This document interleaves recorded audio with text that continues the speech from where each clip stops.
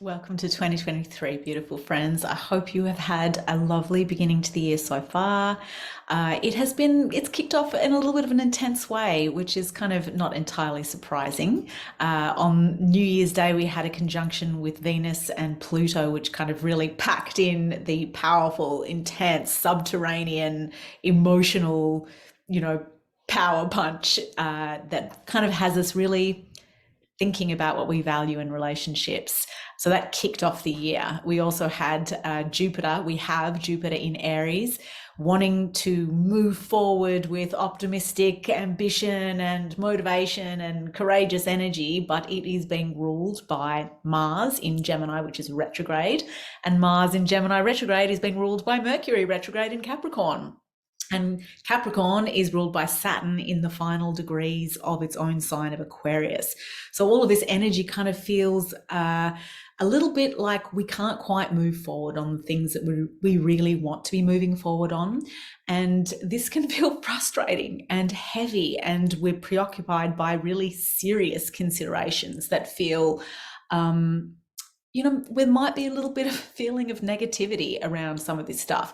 The thing to keep in mind around this, that I keep meditating on, is that patience is just required right now, and that things are a little bit tricky, but we are in the final phase of a transition period into quite an exciting new phase in the world and in our own lives, which is coming up in March. And we're really kind of finishing off a lot of big work, a lot of really difficult work, and really the last 3 years of Saturnian restrictions, austerity, obstructions, limitations, obstacles, etc.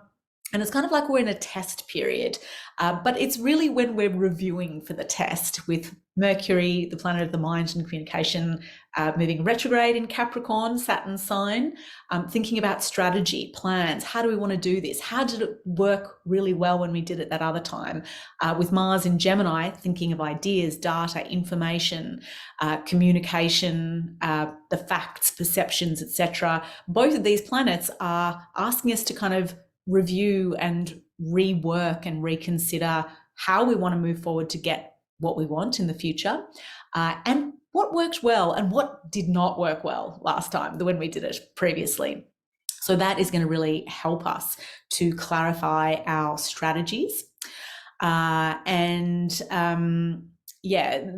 a little bit of an intensity with Saturn in the final degrees of Aquarius from now until the 7th of March, when it moves into Pisces, which I am personally very excited about. And if you are a person with any kind of creative kind of practice, then I think this is going to be a really, really exciting time. So we are really kind of moving forward. New challenges, and we are leveling up, which implies that there will be new challenges, especially when Saturn's involved, because that's how Saturn works, through challenge. But it's going to be very exciting and imaginative and productive, new kind of creative world building, I think. So that brings us to the Cancer full moon. I'm going to run through some of these January transits quite quickly, because I just want to give you guys a little bit of an overview of what's happening, and hopefully a little bit of hope and inspiration, and some tools and tips for how to work with these energies most effectively. So the Cancer full moon, Cancer is ruled by the moon. So the moon is very at home there, but she's also really emotional there. So around this Cancer full moon, which is at 16 degrees, we might be feeling a little bit more emotional than usual. The moon is also making a sextile to Uranus, the planet of revolution, the great awakener, breakthroughs, breakdowns, innovative thinking, in the sign of Venus, which rules our resources and our self-worth and beautiful things, etc. So this Cancer full moon might have us wanting to nest and retreat and take care of ourselves, be with family, eat good food, just kind of be in the nest of safety. We might feel, a little bit more tired, etc. I've got a fly buzzing around me at the moment. At the same time, this full moon is really interesting because full moons always illuminate situations that have been building over a period of time. And this full moon, we have the sun conjunct Mercury, the planet of the mind. And a few hours after the full moon, well, the full moon is at 10 a.m. on Saturday, the 7th of January. I should have mentioned that at the beginning. Sorry, guys. And that's Australian Eastern Daylight Time, of course.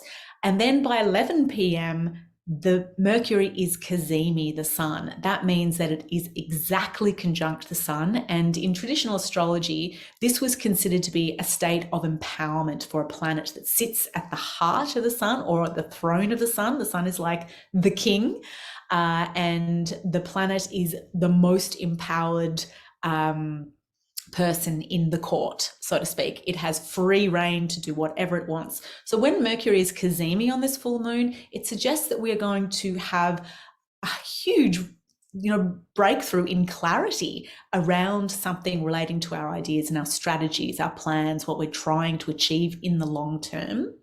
And we're able to kind of see that with greater clarity. Also, the fact that Mercury rules this Mars in Gemini, and Mars is stationing. It is slowing down to change direction and finally move direct.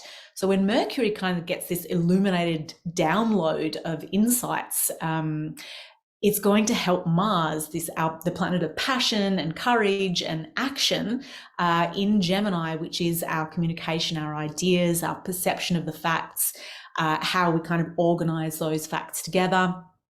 So this is really gives us the feeling that we are going to have a much clearer idea of what we're trying to achieve and how we're going to do it around this full moon. But it also has a signature of being quite emotional.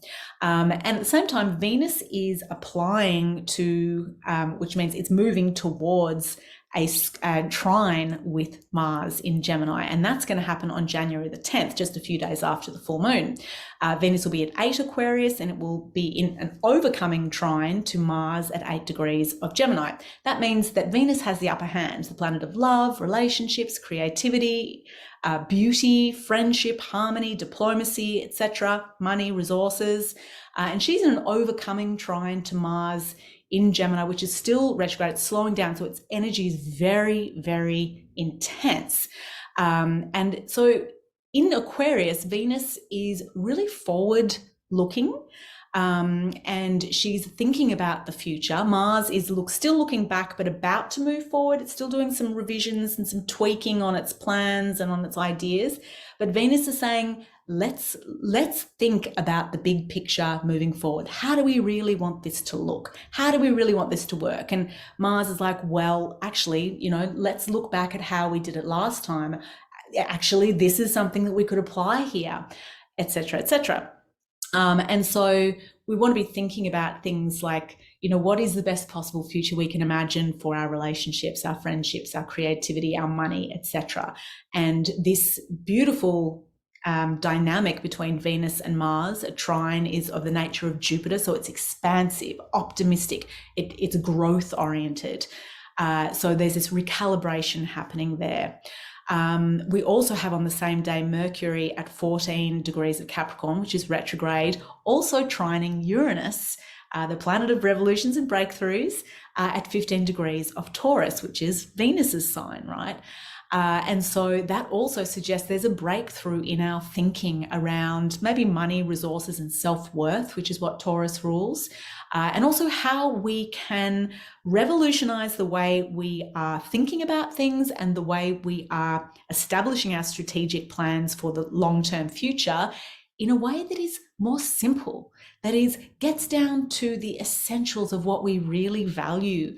Focusing on the one thing, what's the most important, and then the next, what's the most important, rather than allowing ourselves to be completely overwhelmed by complexity. So Uranus implies that there is kind of a breakthrough that happens that brings us more freedom and liberation. On this day as well, there is a little bit of an energy of a little bit of emotional difficulty with the moon in Leo opposing Saturn in Aquarius, which kind of suggests that, you know, we're wanting to be seen and acknowledged and maybe not getting emotional needs met, but focusing, bringing it back to that kind of creative, eccentric, thinking outside the box about what we're wanting to achieve and letting our ideas really flow through us without judging them according to conventions and according to what other people might think, means that this is a really beautiful day for some great breakthrough thinking that allows us to really grow and expand some of the things that we're wanting to bring into the world very soon. And that is going to be much more possible from the 13th of January when Mars stations direct at 8 degrees of Gemini. And then on the 19th of January, Mercury is going to station direct at 8 degrees of Capricorn. So when the planets station direct, so from the 13th of January, we may feel it's kind of like, you know, the car like has been speeding, well, in this case, it's been going backwards and then it's like stopping and turning around. So the turning around is clunky and it can be a bit sort of disruptive. Things can go wrong, you know, might bump into the curb, knock over a garbage tin. We can have technological issues, maybe miscommunications, potential arguments, you know, Mars's arguments, Gemini's communication, etc. But this is temporary. Once Mars actually gains a little bit of speed moving forward, and once Mercury turns direct, this is the real thing, when Mercury turns direct on the 19th of January, and it's the same thing as it, you know, the 19th could be a little bit glitchy, but when it turns direct, then we have this momentum for Mars to take action on the things it's wanting to achieve and for Mercury to be able to communicate those things in a way that we haven't been able to for some time. And then on the 22nd of January, we have the new moon in Aquarius, and this is one of the aspects that defines this new moon, or that accompanies this new moon, characterizes it, is that Mercury at 8 degrees of Capricorn is making a quincunx aspect with Mars at 8 degrees of Gemini. And the quincunx is not one of the traditional aspects. It's not one of the standard aspects we talk about because it is a confusing aspect. It's 150 degrees. And the two planets, traditionally, we'd say they can't see each other. And that is the nature of this aspect. It means that there's something as a thorn in our mind, a splinter in the shoe. We can't, a mosquito buzzing in the tent, you know, that we can't see, can't put our finger on it. It's very annoying, very frustrating. And it relates to the mind and communication and ideas, facts, perceptions, etc. We may not be able to work that out. The thing immediately, right? They're difficult problems to work out, and they're best approached with a creative kind of approach to it, and also a sense of humor, knowing that this is kind of something that just is. And trying to, you know, logically, rationally, practically, in any kind of action, reduce the problem is not going to work. And the thing about new moons is that they are also quite confusing because it is completely dark. The moon hasn't emerged to receive the light of the sun. And so we are planting intentions in the dark without knowing what things could actually emerge from those intentions. The thing about this Aquarian new moon is that at 1 degree, it's very close to that 0 degree mark, obviously, where the Saturn-Jupiter conjunction occurred in 2020 on the December solstice, which really opened up an enormously impactful and momentous era of air, which we are at the very, very beginnings of, and which is going to be reactivated in an enormously powerful way in March, when Saturn moves out of Aquarius, its domicile, where it's been very authoritative and austere, and Pluto is going to move in at 0 degrees, and it's going to be going backwards and forwards until 2024, and the end of 2024. And that is going to revolutionize our relationship to society and to the Aquarian parts of our charts. So this new moon, which is a place where we seed intentions at that early degree of Aquarius is where we want to be thinking about the future of our lives, the structures, and Aquarius rules decentralized structures. Capricorn is ruled by Saturn, and it is about hierarchical structures of power, and Aquarius is about networks, the power that moves between decentralized networks of power. And it's about social justice. It's about the people. It's about being our true selves and not conforming to what we think other people expect us to be. So this new moon contains all of those kind of qualities. It's ruled by Saturn, and on this full moon, new moon, I beg your pardon, Saturn is actually conjunct Venus at 23 degrees of Aquarius, with Saturn at 24 degrees of Aquarius. So this really intensifies the seriousness of our values, what we are wanting to create for the future. What do we really care about? We get serious on this full moon, new moon. I keep saying full moon, sorry guys.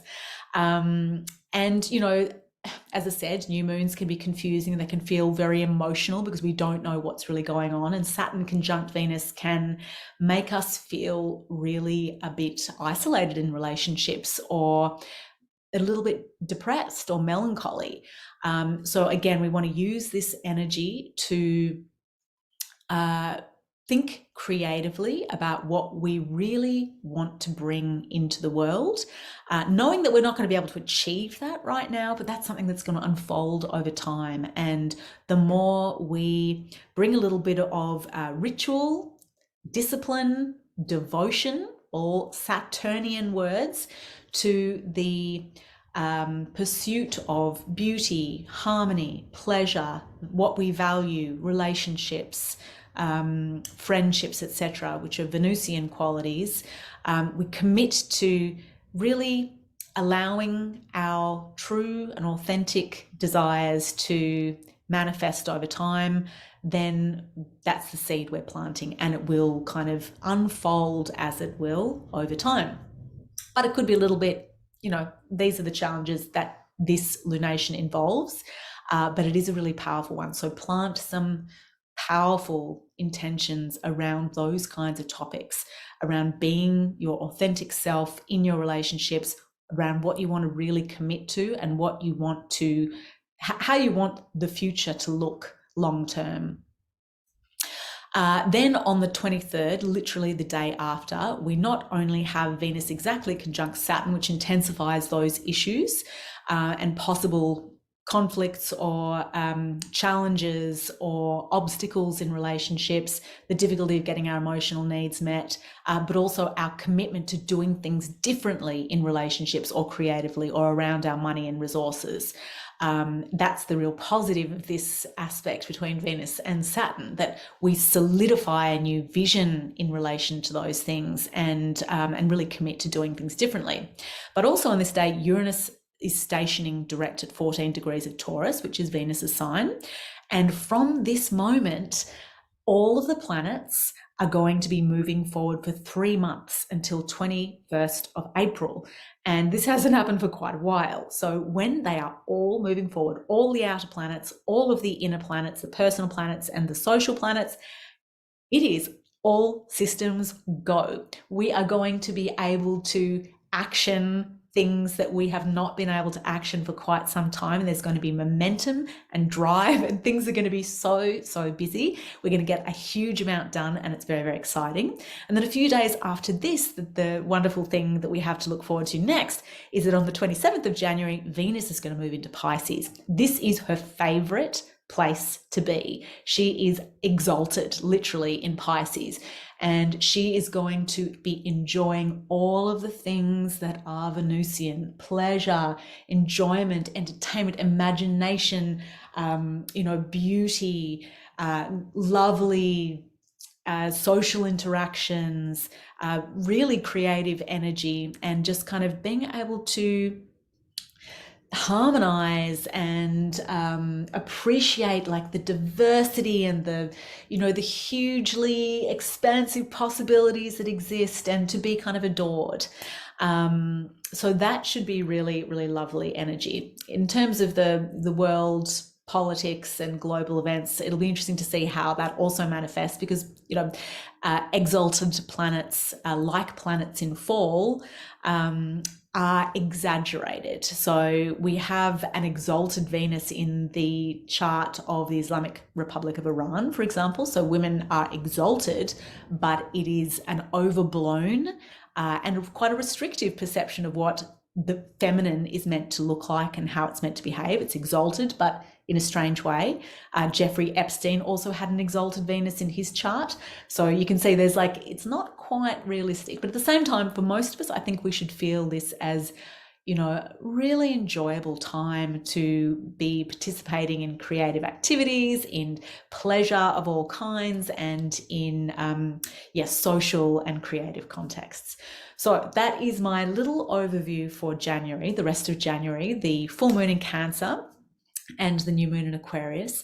And hopefully very soon I will have another video coming out about the astrology of 2023 and what I am really excited about, and what we can look forward to and work with this year. A big year, a really big year. The next 3 years are really big years. The next 10 years are really big years. And we are really at the beginning of a major transformation in society. We've already seen much of it happen, but we're now moving up into the next level with a certain level of capability, and now some new challenges that we're going to have to address, which also have a really super exciting creative flavor for those of us who are creative. It's very exciting, as I mentioned at the beginning. Big love to you all, my beautiful friends. Thank you for tuning in, and I'm wishing you some lovely holiday time and peace in yourselves, and that patience that we all need sometimes when things are feeling at the testing end of things, which they can feel a little bit at the moment. I've certainly been feeling it, and it is a good thing to meditate on, that this too shall pass, and that we are building towards something that is really worth being passionate about. So big love, and speak to you soon. Thanks, lovelies.